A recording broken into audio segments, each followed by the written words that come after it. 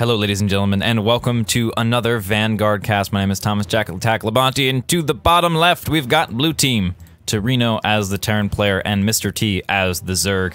In the top right, we have the Red Team, December's Calm as the Zerg, and Snark Angel as the Terran. We get things going here. Warfield, General Warfield, Diamondbacks, probably gonna see him. Marauders, the main unit for Warfield. And over here, we have the Overmind. And looks like, let's see, do we have another Overmind player? Yes, we do. And is it gonna be a mirror matchup? Is it gonna be a mirror matchup? Time will tell. We'll have to see when the buildings start getting placed. These scouts gonna do their initial runs, try to get a little bit of information. Team Red with the earlier scout. We'll get a handle on the expansion count, kind of. Let's take a look. So, Blue Team knows nothing. Red Team doesn't have an idea about this space, so not a whole lot of scouting going on here. This is a new map, Summer Palace by JaKaTaKtv. So far, all of our maps are by JaKaTaKtv. He's more or less the dedicated map maker. If you're a map maker and you want to make a Vanguard map, let us know. We'd love to have more map makers in the community. Give you a lot of tools to experiment around. This map features some mineral-only expansions out in the open, and off in the corner some double gas expansions as well. So if you can control those outer expansions towards the late game, you're going to be in a really nice spot. Excellent denial of scouting, so Blue Team has no idea at all what's going on for Red Team. Hopefully it will work in their favor. It looks like Red going to take a 5th base, so they'll have a slight economic edge, 5 base versus 4. Keep in mind that the mains last twice as long and mine twice as fast as the expansion bases. Most of them are 4 and 1 bases. Nice little block going on over here. Make sure no initial attacks come in. Keep in mind there is the second entrance to your main base over here. So that's kind of the map architecture. This is the first playtest day where we've gotten some significant testing out of it. Raynor going for right into the infantry compound. Stim. Very important upgrade. You can get it at the infantry compound. Very powerful. And getting it in time is relatively important. Some initial Zerglings, SCVs, a little bit of gathering of the Xel'Naga energy. Every time you kill one of these guys, the Xel'Naga turrets, you get, as you can see, 15 Xel'Naga energy. You'll get 10 for each of these Guardians. These respawn. These, however, do not. They turn to fortification points, which you can place your own structures upon.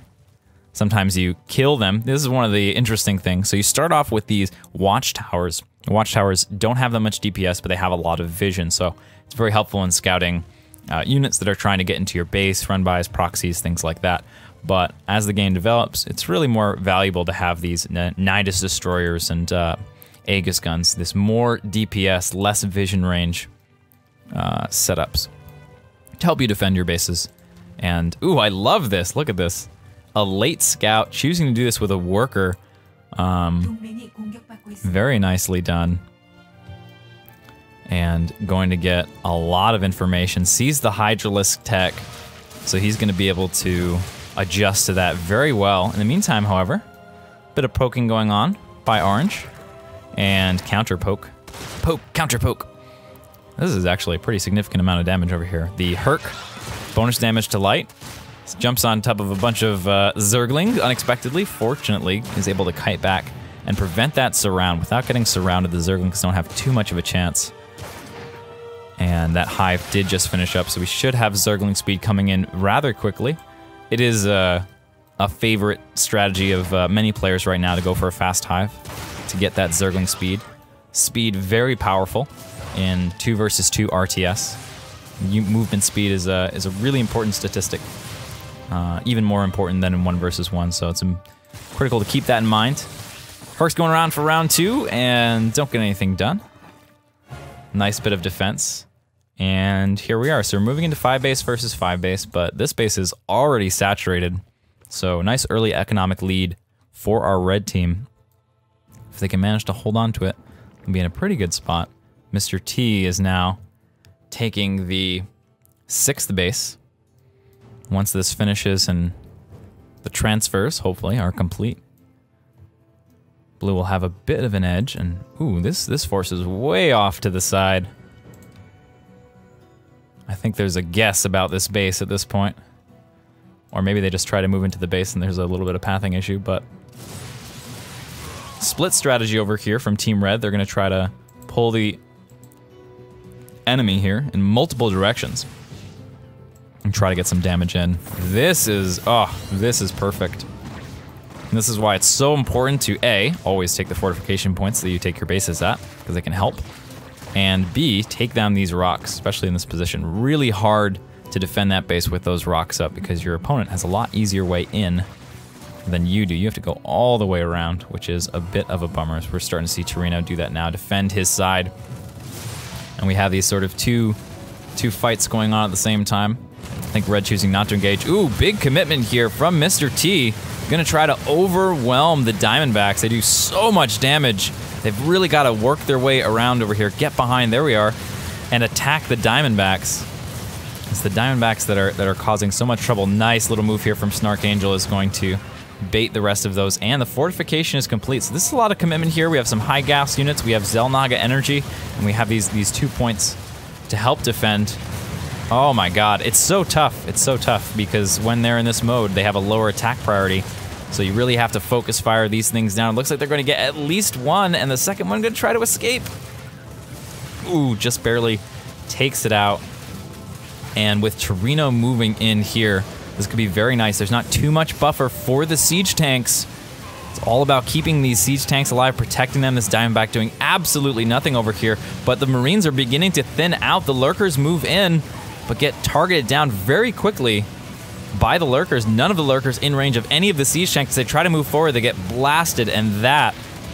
Oh my god, that is all she wrote. Very cost-efficient engagement for Blue Team. Torino scouting that Hydralisk van early on, allowing him to build the counter-tech. It's really difficult to play Lurker Hydra into Siege Tank Marine.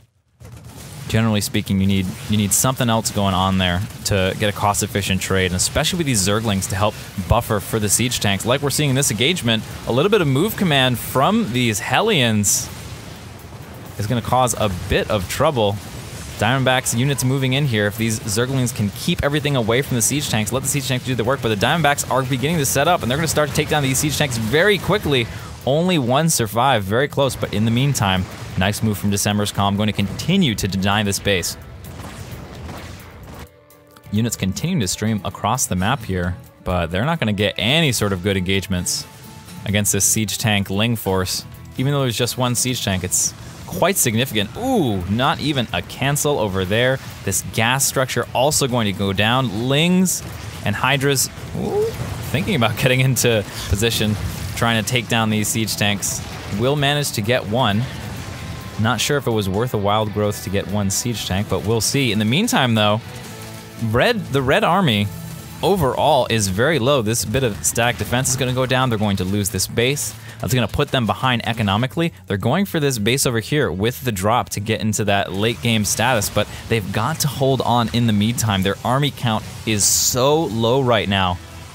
They've got to find a way to defend. They have to be so careful right now because I don't think that base in the top left has been scouted yet. More harass coming in. As if Red didn't have enough problems already, these Mutalisks starting to deal some damage to the workers. Going to get cleaned up by the Marauders. Marauders shoot up in Vanguard. It's a little weird. You'll get used to it. But, ooh, very, ooh. Yeah, I don't know about this. Ooh. Yeah, very optimistic burrow locations for those Lurkers. And a little bit of trickling. Gonna have to pull back the safety of the Watchtower. That's going to dissuade Torino from pushing in any further. These siege tanks starting to take down these rocks. They've not really been participating in the push so far, but just more giving the blue team a place to run back to if they run into trouble. If these Lurkers get into a nice spot, they can run back to the siege tanks, which greatly outrange the Lurkers. And this is really critical. We've had a drop over here, tons of damage done. Drop over here as well. The army supply of red is dwindling. They need to hold this location. Oh my god, and the lurkers are running forward here. They're losing every lurker one by one to siege tank fire, and they have almost no army supply at all. That's it. GG. Well played to the blue team. Taking incredible engagements with that. Siege tank marine, the Hydra lurker, not able to get anything done. Great strategical tactical moves there by Torino and Mr. T. That wraps it up for this cast. We'll see you next time.